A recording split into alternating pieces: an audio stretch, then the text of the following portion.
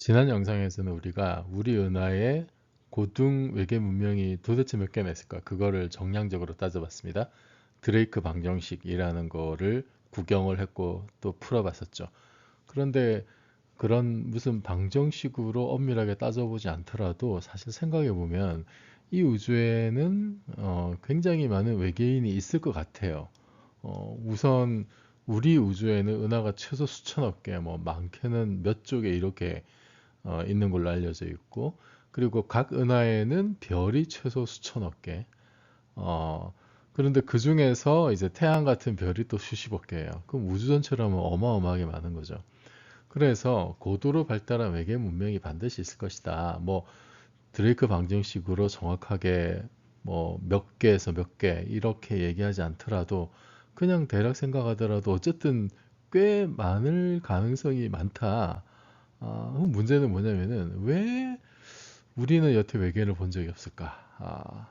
뭐 봤다고 하는 사람도 물론 있습니다만 공식적으로 뭐 모든 지구인이 알 만큼 그렇게 외계인이 우리 눈앞에 나타났다라든지 이제 그런 경우는 아직 없습니다. 이게 좀 너무 이상하단 말이죠. 분명히 우리 우주를 보면 굉장히 광활하고 별도 어마어마하게 많기 때문에 분명히 외계인이 많아야 되는데 왜 우리 눈에는 보이지 않는 것일까? 아, 도대체 걔네들 어디 있는 거야? Where are they? 이런 의문을 제기한 사람이 그 다름 아닌 엘리코 페르미입니다. 페르미 계산법으로 유명했던 그 페르미가 1950년에 동료들과 같이 점심 먹다가 이제 갑자기 이런 질문을 한 거죠. 아니 도대체 걔네들 어디 있는 거야? 그냥 생각해 보면은 우리 우주에 외계인이 그렇게 많을 것 같은데 대체 어디 있길래 아직까지 우리는 한 번도 못 본 걸까? 이것을 페르미 역설이라고 합니다. 분명히 우주에는 외계인이 많을 텐데 왜 우리는 한 번도 본 적이 없을까?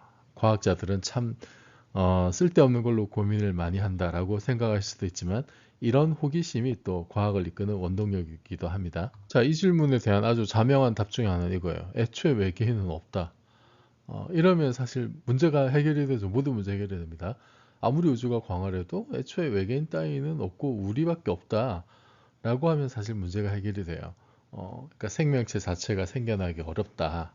아무래도 이게 뭐 태양계만 보더라도 뭐 수성이나 뭐 금성이나 화성이나 목성 같은데 그런 데서 생명체가 살 수 있을 것 같지도 않고 뭐 화성도 사실은 황량하죠. 뭐 우주선이 가서 사진도 찍어 보내고 하는데 그래서 생명체 자체가 뭐 생겨나기에 이 우주라는 공간이 그렇게 좀 친화적이지 않다라고 생각할 수가 있고 또 다른 이유는 그 중에서도 고등지적 생명체, 그 중에서도 이렇게 꽤 똑똑한 애들은 더 어렵다라고 또 생각할 수가 있어요. 그러니까 생명체가 생겨나서 거기서 또 진화를 해야 되잖아요. 오랜 세월. 지구만 하더라도 사실 몇십억 년에 걸쳐서 진화를 해야 그래야 뭐 인간같이 좀 뛰어난 애들이 이렇게 이제 출현을 하게 되는데 그런 충분한 시간을 가지는 것도 또 쉽지 않을 것 같고 생명체가 있다고 해서 반드시 고등 생명체가 태어나는 것은 또 아닐 테니까 그리고 고등 외계 문명이 있더라도 또 빨리 망해버리면 그러면 우리하고 교류할 수 있는 우리가 감지할 수 있는 어떤 흔적을 남기지 못하겠죠. 이게 그냥 우리 인간의 어떤 스케일로 봐서 뭐 한 뭐 100년, 200년 이런 단위가 아니라 뭐 한 우주적인 어떤 시간 척도에서 보자면은 뭐 한 1000년 이렇게 되더라도 우주의 나이나 이런 걸로 봤을 때 굉장히 짧은 시간일 수 있단 말이에요. 어, 그래서 외계 문명이 그렇게 번성을 했다 하더라도 그냥 자기들끼리 치고받고 뭐 우리 인간을 보면 그럴 것 같죠. 치고받고 하다가 그냥 멸망해 버린다든지 뭐 그러면은 뭐 있었는지 없었는지 있었다 하더라도 지금 우리에게는 의미가 없는 그런 일들이 벌어질 수가 있습니다.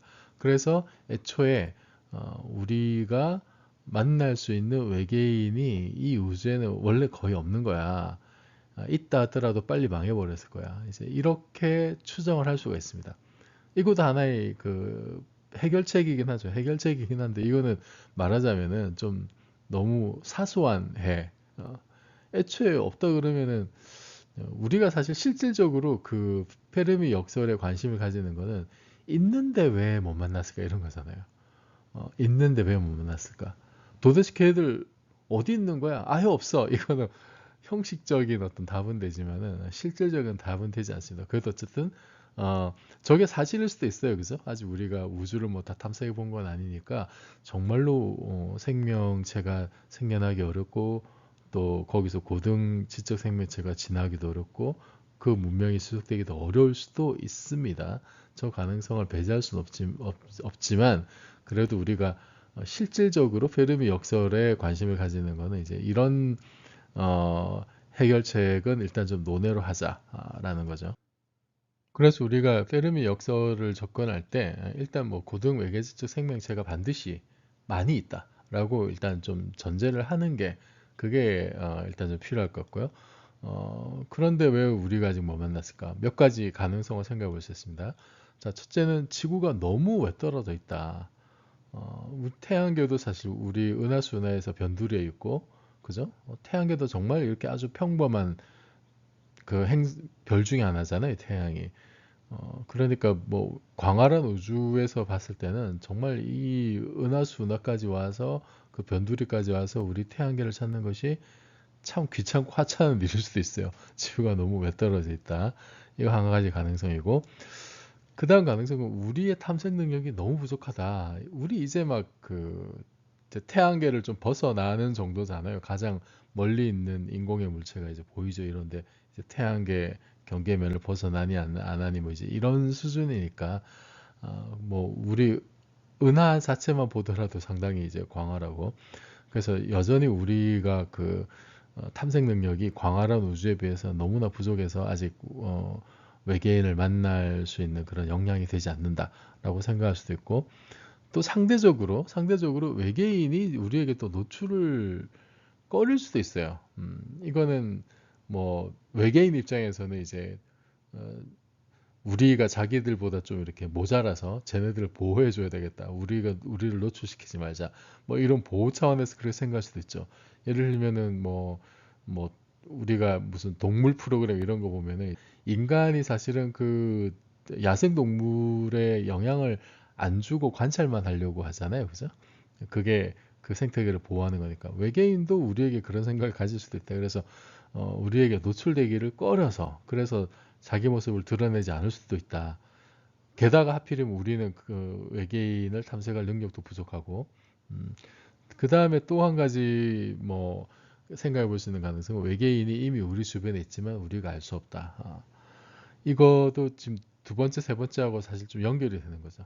우리가 만약에 충분히 탐색 능력이 있다면은 그러면은 외계인이 뭐 옆에 이렇게 숨어 있더라도 우리가 뭐 탐지를 하거나 뭐 고도의 기술로 그렇게 알아내거나 할 수도 있는데 그러지 못할 수 있다라는 거잖아요. 어떤 기술로 우리의 오감을 피하고 있는지 그걸 우리가 알 수는 없겠습니다만 외계인이 굉장히 고등 문명을 가지고 있다. 우리보다 훨씬 더 뛰어난. 그랬을 때는 우리가 감지할 수 없는 어떤 뭐 공간에 숨어 있다라든지 뭐 그런 어떤 다른 영역이 있다라든지 하지만 또 멀지 않은 곳에 그러면서 자기 스스로 드러내지 않고 그럴 가능성을 배제할 수 없다. 그래서 저는 개인적으로 이 세 번째, 네 번째의 가능성이 상당히 높다. 이번 두 번째 그 항목 탐색 능력이 너무 부족하다는 건 이건 우주적인 관점에서 봤을 때 객관적인 사실이기도 하고 지구가 너무 외떨어져 있다는 것도 이거는 우주적인 사실이죠. 세 번째, 네 번째 항목은 좀 지금 상상력이 필요한 건데 아마도 뭐 저는 저럴 가능성이 굉장히 높지 않을까.